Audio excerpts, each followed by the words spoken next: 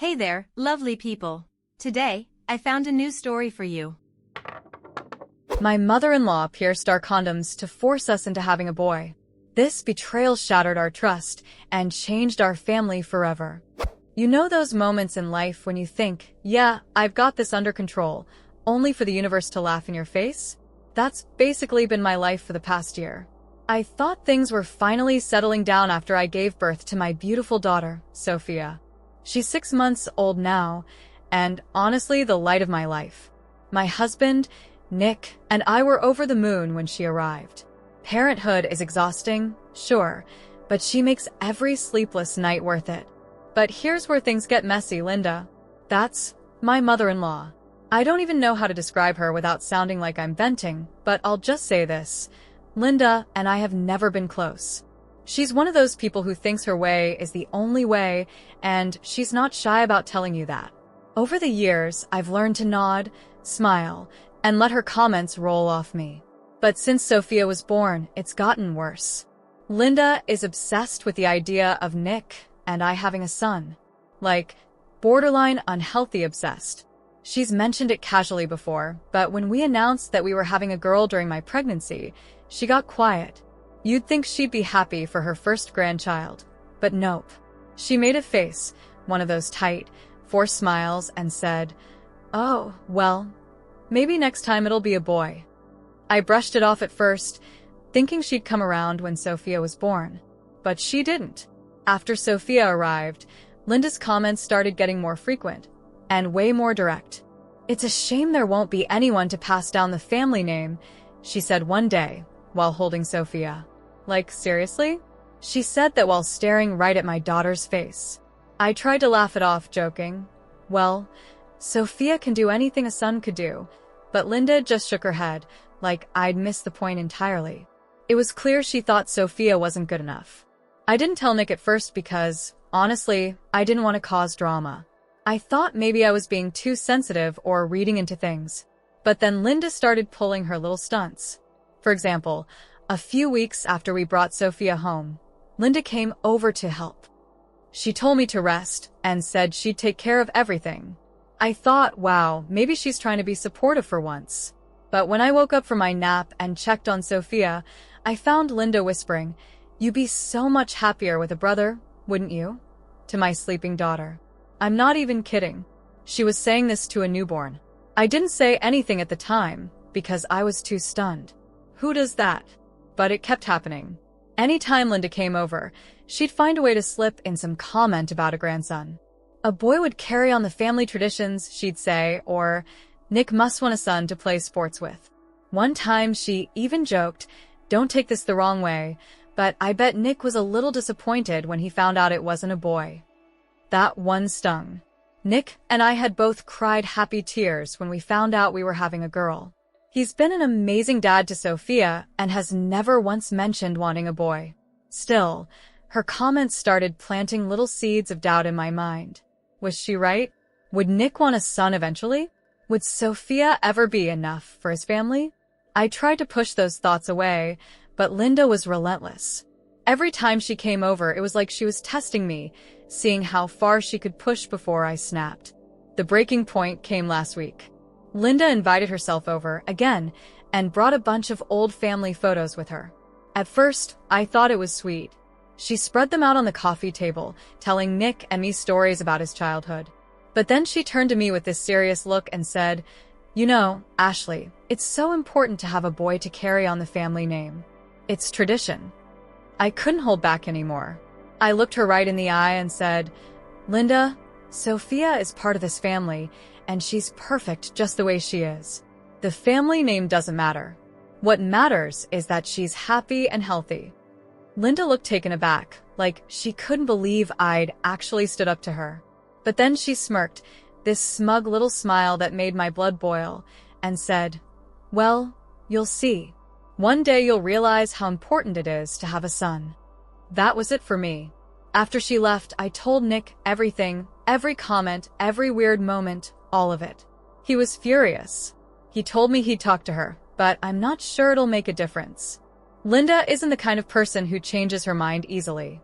Now I'm stuck trying to figure out how to set boundaries with her while keeping the peace for Sophia's sake. Part of me wants to just cut her off entirely, but I know it's not that simple. She's Nick's mom, and despite everything, he loves her. I don't know what to do. Am I overreacting? How do you deal with someone who refuses to see your child for the amazing person they are just because of their gender? I'm open to advice because, right now, I'm just exhausted. Things didn't get better after Sophia was born. If anything, Linda's obsession with us having a boy seemed to kick into overdrive. She didn't even wait for me to fully recover before she started dropping hints. Just days after we got home from the hospital, she'd say things like, "Well, you two are still young. You could have a boy sooner than you think," or, "Wouldn't it be nice for Sophia to have a little brother?"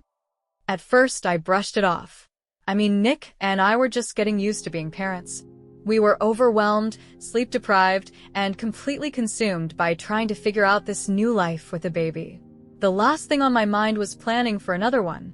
But Linda? She seemed laser-focused on this idea of us trying again.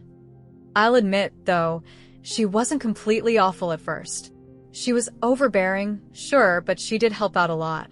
She came over almost every day, uninvited most of the time, but she'd cook meals, fold laundry, and hold Sophia so I could nap or take a shower. As much as I disliked her constant commentary, I appreciated the help. Being a new mom is hard, and having an extra set of hands made things a little easier. But then there were the times Linda would stay alone in the house with Sophia. At first, it was just for an hour or two when I needed a break. She'd insist I take a walk or run an errand, and Nick encouraged it too, saying I needed to take time for myself. It sounded harmless enough, so I didn't think much of it. The first time I came back after leaving her alone with Sophia, everything seemed normal. Linda handed me the baby and said, "She's such a sweet girl. You're doing a great job, Ashley." It caught me off guard. She rarely gave me compliments. I thought maybe I'd been too harsh in judging her. But as the weeks went on, little things started to nag at me. Once, I came home to find Linda sitting in the nursery, rocking Sophia, and whispering something to her. When I walked in, she stopped abruptly and smiled, but something about it felt off. I didn't ask what she'd been saying, because I didn't want to seem paranoid, but I couldn't shake the weird feeling it gave me. Another time, I noticed that some of the decorations in Sophia's nursery had been rearranged. I'd spent hours setting everything up before she was born, and I had a clear memory of how I'd left it.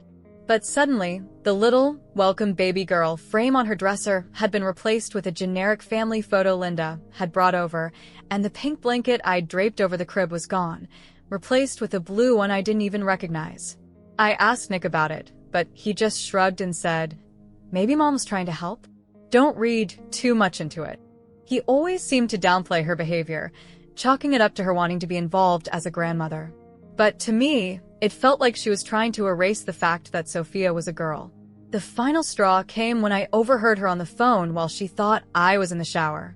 She was talking to someone, probably one of her friends, and said, "I just know they'll have a boy next time. It's only a matter of time." I've been leaving little hints to encourage them. My stomach twisted when I heard that. What little hints was she talking about? Was she trying to manipulate us into having another baby just to satisfy her weird obsession with a grandson? When I confronted her about it later, she laughed it off. "Oh, Ashley, don't be so dramatic," she said. "I'm just excited for the future. There's nothing wrong with wanting the family to grow." I didn't push it further, but after that, I started feeling uneasy anytime she was alone in the house. I couldn't put my finger on it, but something about the way she acted when I wasn't around made me feel like I couldn't trust her. I started making excuses to stay home whenever she offered to help, and I think she noticed because she started showing up unannounced even more frequently. I told Nick I was starting to feel uncomfortable, but he brushed it off, saying, "She's just trying to help. You know how she is, she means well." He didn't get it. To him, Linda was just being a doting grandmother. But to me, it felt like she was crossing lines, and I was starting to wonder just how far she'd go to get what she wanted. A few weeks after Sophia turned 6 months old, I started feeling off. It wasn't anything major, just this low-level unease that I couldn't quite explain. I figured I was just tired. Raising a baby is no joke, after all, and tried to push it out of my mind. But then, one evening, Nick poured me a glass of wine after we finally got Sophia down for the night. "Here," he said, smiling as he handed me the glass. "You deserve this. It's been a long week." I smiled back and took it, grateful for a rare moment of peace. But as I brought the glass to my lips, something stopped me. It was just a weird, gut feeling like something wasn't right. I put the glass down, and Nick gave me a curious look. "What's wrong?" he asked. "I don't know," I said slowly. "I just feel weird, like off. I can't explain it." He frowned. "You've been saying that a lot lately. Maybe you should take a pregnancy test, just to be sure." I laughed nervously. "That's not possible. We've been careful." "Humor me," he said. "It's better to know, right?" I didn't want to argue, so I went upstairs and dug one of the leftover pregnancy tests out of the bathroom cabinet. It felt ridiculous. Nick and I had been using protection religiously since Sophia was born. There was no way I could be pregnant again. But I took the test anyway, just to prove him wrong. When the second line appeared almost instantly, I froze. I stared at it, my heart racing, and for a second, I thought I might pass out. This wasn't possible. We'd been using condoms every single time. How could this happen? I went downstairs, holding the test in my trembling hand. Nick looked up from the couch, and when he saw my face, his expression shifted from curiosity to concern. "What?" he asked. "What does it say?" I couldn't find the words, so I just handed it to him. He stared at it, blinking like he was trying to process what he was seeing. "Positive," he said finally, his voice barely above a whisper. I nodded, my throat tight. "Nick, this doesn't make sense. We've been so careful." He set the test down on the coffee table and ran a hand through his hair. "I know. I don't get it either." We sat there in silence for what felt like an eternity, both of us trying to wrap our heads around the situation. I couldn't stop thinking about how careful we'd been. We hadn't had sex all that often since Sophia was born because we were both so exhausted all the time, but when we did, we always used protection. There hadn't been a single slip-up. "Do you think the condom?" I trailed off, unable to finish the sentence. Nick shook his head. "I don't know. Maybe it broke and we didn't notice? Or, I don't know." Something about his tone made my stomach churn. He sounded as confused as I felt, but there was also a hint of doubt, like he was trying to convince himself as much as he was trying to convince me. We spent the rest of the evening in a daze, trying to process what had just happened. I kept going over everything in my head, trying to figure out how this could have happened, but no matter how many times I replayed it, I kept coming up blank. The next morning, I took a second test just to be sure. It was positive, too. There was no denying it now. I was pregnant. Again. And the timing couldn't have been worse. As much as I love Sophia, the thought of having another baby so soon was overwhelming. We were just starting to find our rhythm as new parents, and now we were going to have to start all over again? Not to mention the financial stress. And then there was Linda.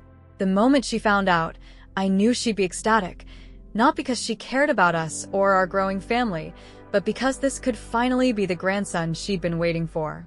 The thought of her smug, self-satisfied smile made me feel sick. But beneath all of that, the shock, the confusion, the fear, there was something else. A nagging feeling in the back of my mind that I couldn't quite shake. It wasn't just that the pregnancy was unexpected. It was that something about it felt wrong. Like there was a piece of the puzzle I was missing. I tried to push the thought away, telling myself I was just overthinking things. But deep down, I couldn't ignore the tiny voice whispering, "This doesn't add up." The days after the positive test felt like a blur. Nick and I were walking around in a daze, still trying to process how this could have happened. We were so careful. I kept replaying everything in my head, trying to figure out where we went wrong. Condoms are reliable if you use them properly, right? And we'd been diligent. No risks, no slip-ups.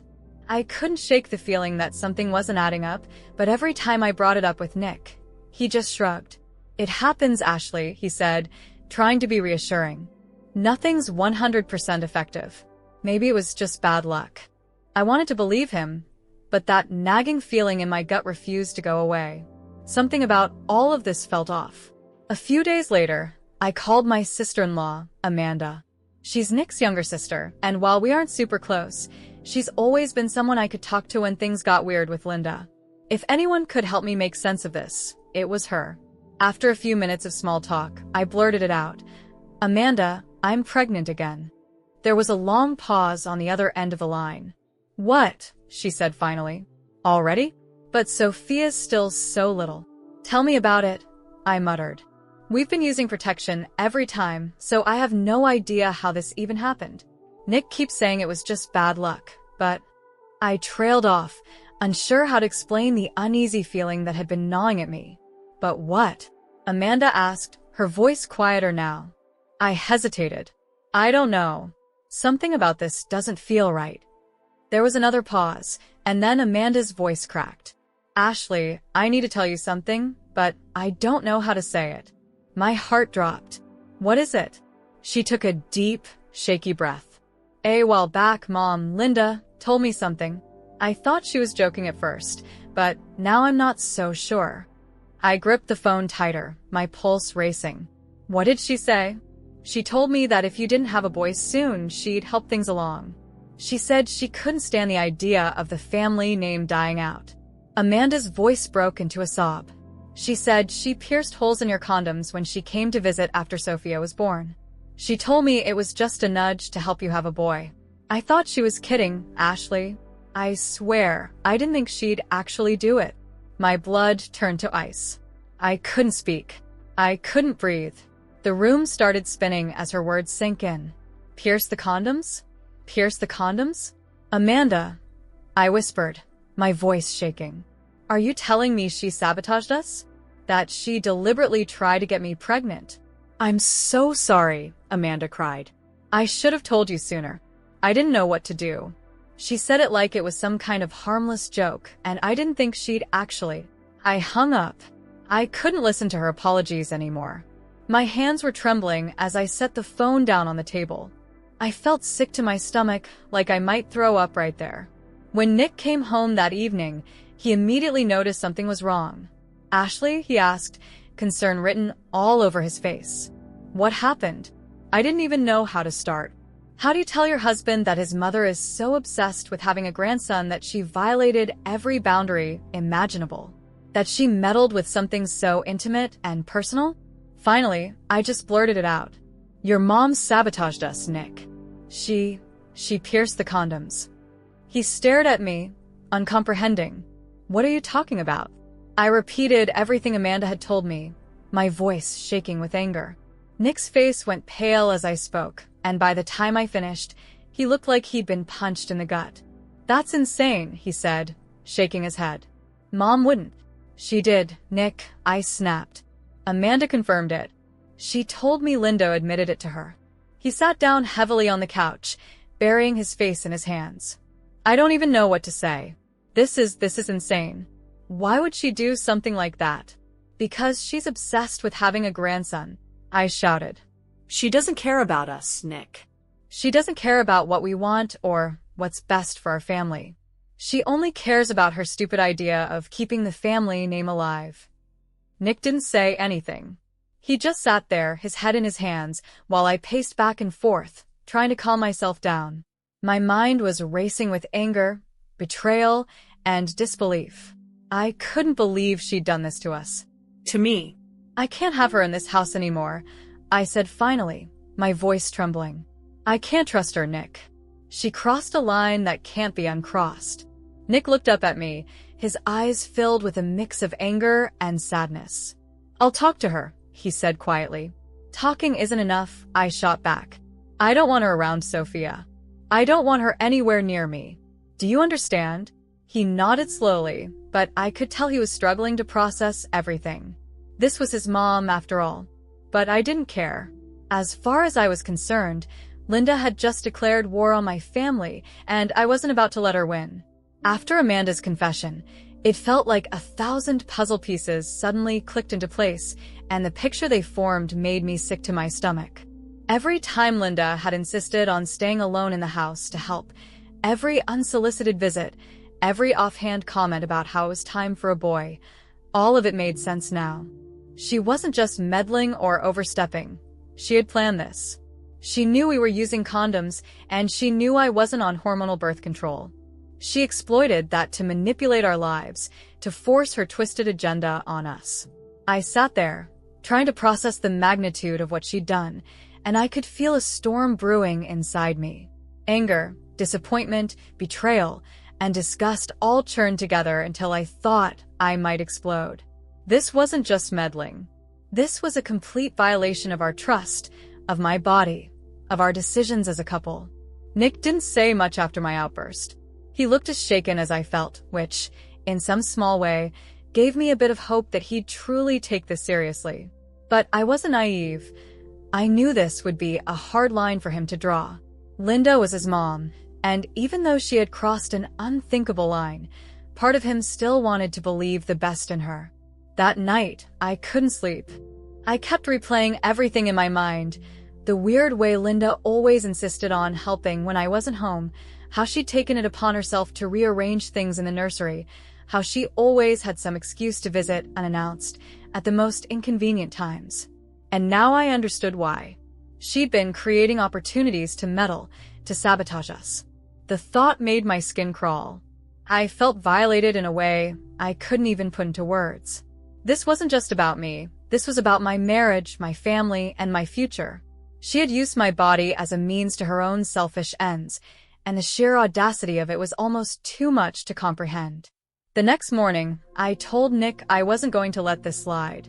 I don't care what excuse she tries to come up with, I said, my voice trembling with anger.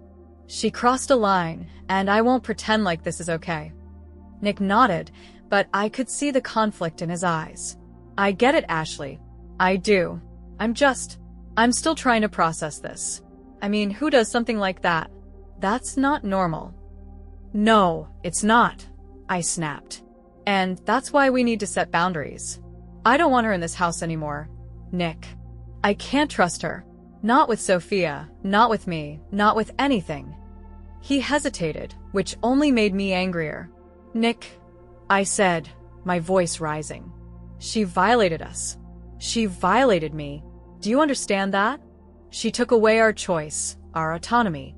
She didn't care about what we wanted. She only cared about getting what she wanted, no matter how much it hurt us. I can't have her around anymore. I won't. He finally nodded, though he still looked torn. I'll talk to her, he said quietly. I'll make it clear that what she did was wrong. That's not enough, I said. I don't just want her to know it was wrong. I want consequences, Nick. I don't want her near me or Sophia. Not until she apologizes, and even then, I'm not sure I'll be able to forgive her. He didn't argue, which I appreciated, but I could tell this was going to be a struggle for him. Linda had always been a controlling presence in his life, but this was different. This wasn't just about her being overbearing or opinionated.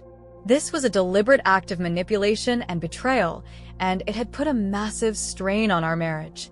For the next few days, I avoided Linda's calls and texts. I couldn't bring myself to face her. Not yet. I needed time to calm down, to figure out how to handle this without completely losing my mind. But the more I thought about it, the angrier I got. Every time I held Sophia in my arms, I couldn't help but think about how Linda had tried to use her as a pawn in her twisted little game. When Nick finally worked up the courage to confront Linda, I could tell it wasn't going to go well. He sat me down beforehand and said, I'm going to talk to her, but you know how she is. She's going to deny it or downplay it. You need to be ready for that. I wasn't sure I could handle hearing her excuses, but I knew I had to try. I wasn't going to let her sweep this under the rug. Not this time. When Nick called Linda and asked her to come over, I braced myself for the worst. I didn't know how this confrontation was going to go, but I knew one thing for sure. I wasn't going to let her get away with what she'd done. Not without a fight. When Nick came home after confronting Linda, the look on his face told me everything I needed to know before he even opened his mouth. He looked like someone had just ripped the rug out from under him, stunned, angry, and deeply hurt. He sat down heavily on the couch, rubbing his temples, and let out a long sigh. She admitted it, he said finally. She actually admitted it. I felt my stomach drop. What exactly did she say? Nick leaned forward, elbows on his knees, his face a mixture of disbelief and anger. She said she thought she was helping us. Helping us, Ashley. Like sabotaging our protection and forcing you to get pregnant was some kind of favor. He let out a bitter laugh, shaking his head. She tried to justify it, saying it was for the good of the family, that we'd thank her one day, when we had a son. She doesn't even think she did anything wrong. I stared at him, my anger bubbling over. Are you serious? She actually admitted it and still thinks it was okay. She doesn't see it as a big deal, Nick said, his voice rising. She said it was just a little nudge in the right direction. I told her how completely messed up that was, how she crossed every boundary imaginable. But she just kept doubling down, saying it was her duty as a grandmother to help ensure the family's future. Hearing him repeat her excuses made me feel like I was going to explode. So, what now? I demanded. Because I'm done, Nick. I don't want her anywhere near me, Sophia, or this baby. Ever again. He looked at me, and for the first time, I saw how deeply this had shaken him. I get it, Ashley. I do. And I'm on your side. What she did, I'm ashamed of her. I can't believe she'd stoop this low, but she did. And I don't blame you for not wanting her in our lives anymore. I think you're right. We need to cut her off. I blinked, stunned by how quickly and firmly he took my side. I'd been bracing for an argument, for him to try to defend her or ask me to give her another chance. But he didn't. He didn't even hesitate. You mean it? Asked, my voice trembling. He nodded. I mean it. What she did was unforgivable. She betrayed us, Ashley. She put her own selfish desires above our trust, above your body, above our marriage. I can't just brush that off.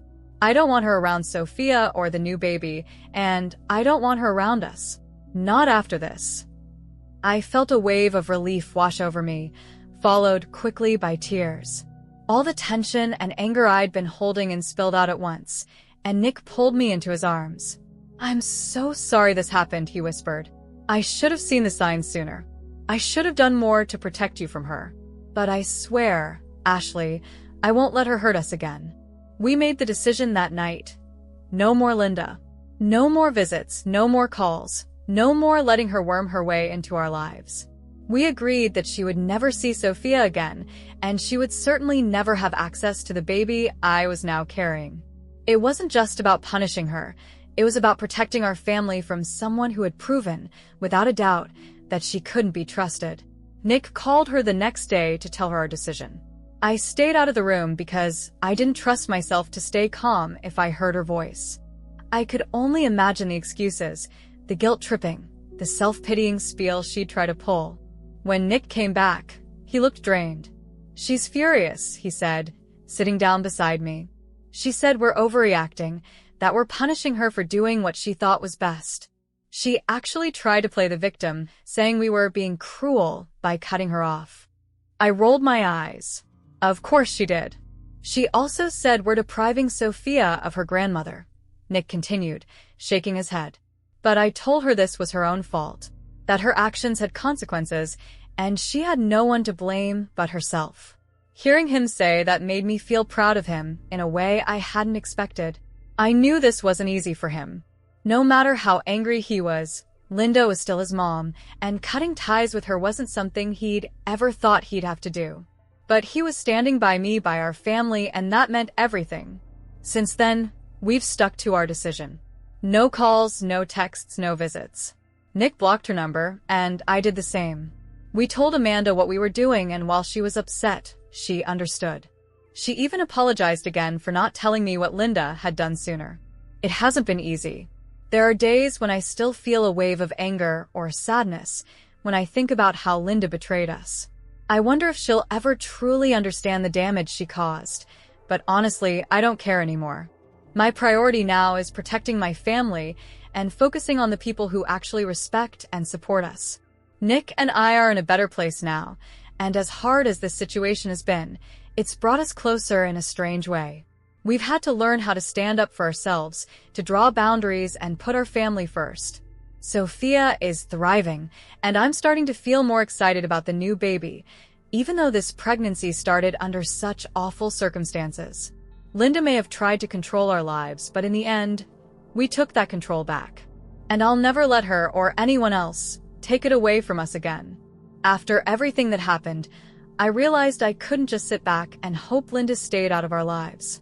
The truth was, she'd already crossed boundaries I never thought possible, and I couldn't shake the fear that she might try something again.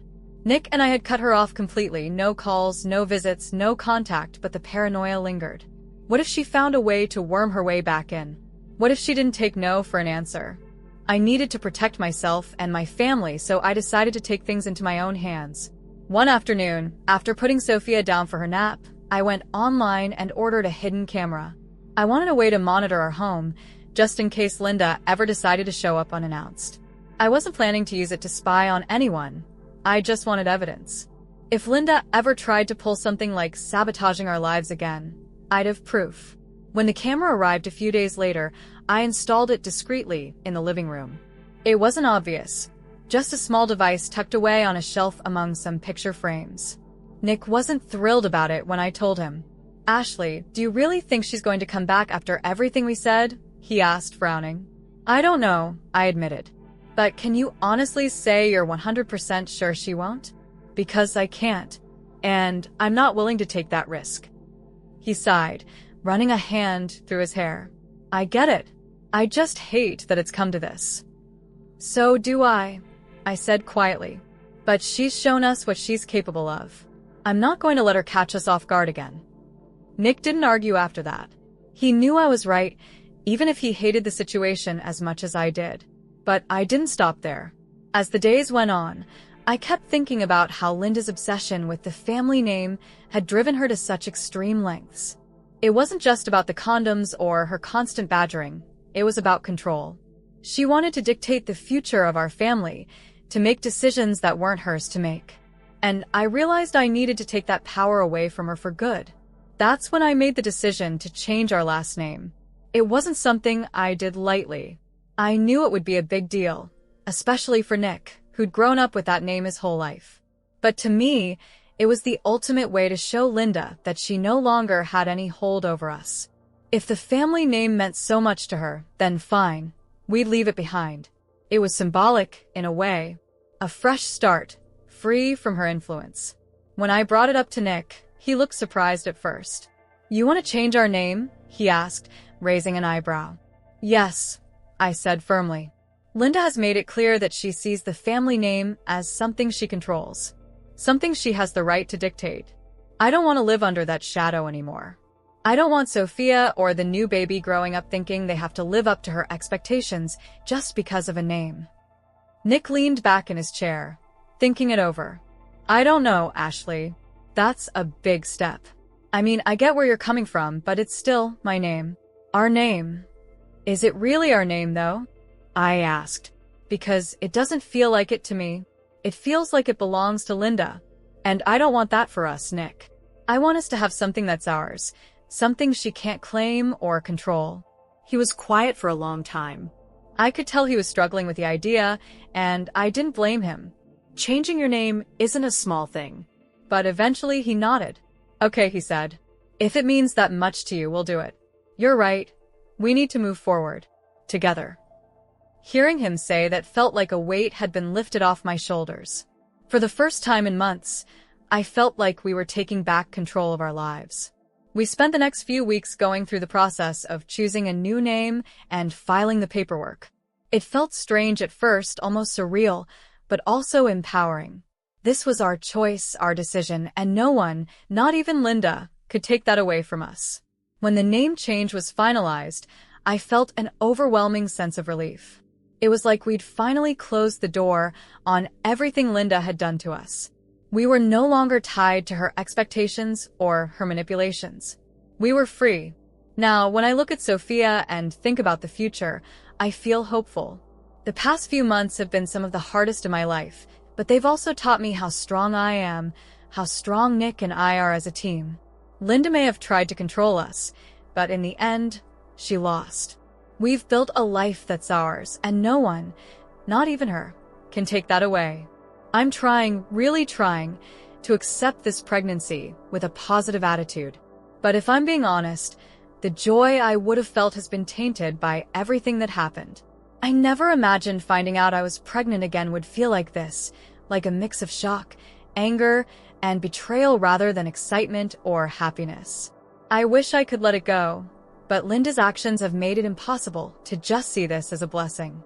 Every time I think about this baby, I'm reminded of how it came to be and how she manipulated us into this situation. I've been doing my best to focus on the positives, though. For one, Nick has been incredible. He's really stepped up in ways I didn't expect. I'll admit, there was a time when I thought he'd never fully see what Linda was capable of. He was so used to excusing her behavior, brushing it off as her being overbearing or just excited. But this situation, it changed everything. When Nick saw the extent of what she had done, it was like a switch flipped. He wasn't just angry, he was furious. But more importantly, he finally understood what I'd been trying to tell him all along. That his mom's behavior wasn't just annoying or pushy, it was toxic. And not only that, it was dangerous. He's made it clear, time and time again, that he's on my side now. He's apologized more than once for not seeing the signs earlier, for not setting boundaries with her sooner. And while I was angry at first, I've let that go. Because honestly, seeing him stand up to her, cut her off completely, and put our family first has meant everything to me. Nick's been my rock through all of this. Whenever I start to spiral, feeling overwhelmed by everything Linda has done and how it's affected our lives, he's there to pull me back. He reminds me that we're in this together, that this is our family, and we'll make it through without her. One night, after putting Sophia to bed, Nick sat down next to me on the couch and took my hand. "I know this isn't how we imagined it," he said, his voice soft but steady. "But this baby is ours, Ashley. No one else's. Not hers. And we're going to love them just like we love Sophia. This is our family, and she doesn't get to be a part of it anymore." His words hit me hard. I cried, again, but this time, it wasn't just out of anger or frustration. It was relief. Because he was right. This baby may not have come into our lives the way we planned, but they're still ours. Linda doesn't get to have power over this pregnancy or this child. She lost that the moment she decided to interfere with our lives. I'm trying to hold on to that mindset as I navigate this pregnancy. It's not easy, and there are still days when the anger creeps back in. I think about how Linda almost took away our ability to make choices for ourselves, and it makes me sick. But then I look at Nick, or I hold Sophia, and I remind myself that Linda doesn't define us. Her actions don't control us. What makes me happiest is knowing that Nick and I are stronger than ever. This whole ordeal could have broken us, but instead, it's brought us closer. We've learned to communicate better, to lean on each other, and to stand united when it comes to protecting our family. As for Linda, she's still out of the picture, and it's going to stay that way.